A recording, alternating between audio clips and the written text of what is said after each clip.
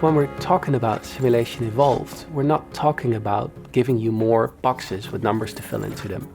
It's much more granular than that. It's looking at the paths and exactly how you laid them out and where you put your flat rides and how your coaster is built. And all these guests with their individual brains, they all react to this.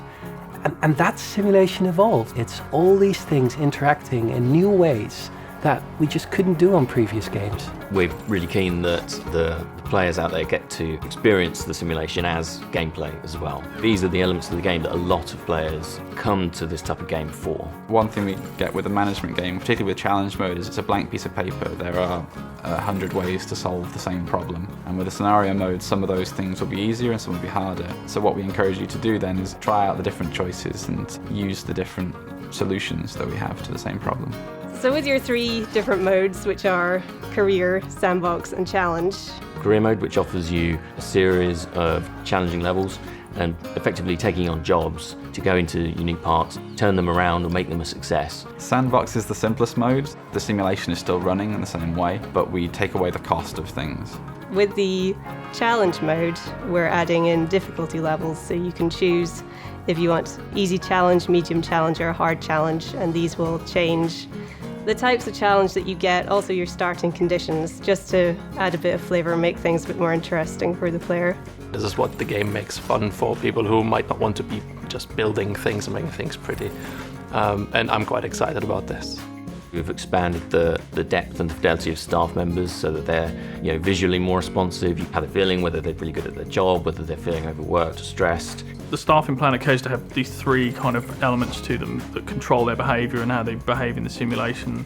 And it's training, workload and pay, and each one of these has to be balanced with each other because they all kind of play off each other, and it's a great way of constantly having to sort of monitor and massage the simulation because these guys they're kind of almost like people themselves as well. They're like the guests, they react the same. It's a kind of an interesting dynamic that gives you another element to the simulation which you've never had before. A staff member who is very happy will work a lot faster than a staff member who is unhappy, so you will serve more guests in the same amount of time, so you make more money from an individual shop.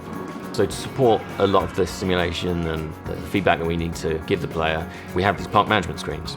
Park management areas where you go to view an overview of what's going on in your park. Well, the park management screen is far more slick and the information is far more accessible. It's very, very readable. There's lots of information there that's displayed in a really clear fashion and helps you understand the simulation that's running behind the scenes, and is a great way of interacting with your park as well. We're focusing on providing the player with sort of dashboards of information. So how much money your park is making, what kind of things that people in your park are thinking, what kind of rides you currently have, what is the status of those rides, how much money do they make. You can run marketing campaigns and those will attract more guests to your park, and you can run different kinds of campaign, some of which will be more attractive to different demographics. If your rides are more focused towards teens, then you can advertise towards teens, and that brings more teenagers to your park. There's also a loans tab where you can take out new loans, or you can manage what loans you currently have, so you can change how much you'll be paying on each of these loans. You can pay off a loan in its entirety, or you can see which of your loans have completed. In Planet Coaster we now have heat maps for the rides themselves. It's a great visual way of showing you the most intense parts of your roller coaster, or the most nauseous parts, the most exciting parts. So now you can see great visual feedback on how to make your ride better and improve it all over, and it's a really clear and easy way to edit and build coasters.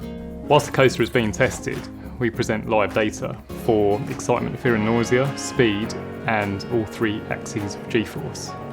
So you don't need to wait for the train to complete a run before you get the data. I would say that I'm most proud of park management because that is my favourite part of any management game. I really approached a lot of it from a personal perspective, like what would I want to see as a lover of management games. So we're really, really excited to reveal more of the simulation, reveal more of the challenging elements of the game through career mode and challenge mode, and see how people engage with this as a real bona fide park management game and use the creative tools that we've got in the game, engage with the new systems we've added. We really can't wait to see people enjoying the actual meat of the gameplay and being park managers for real.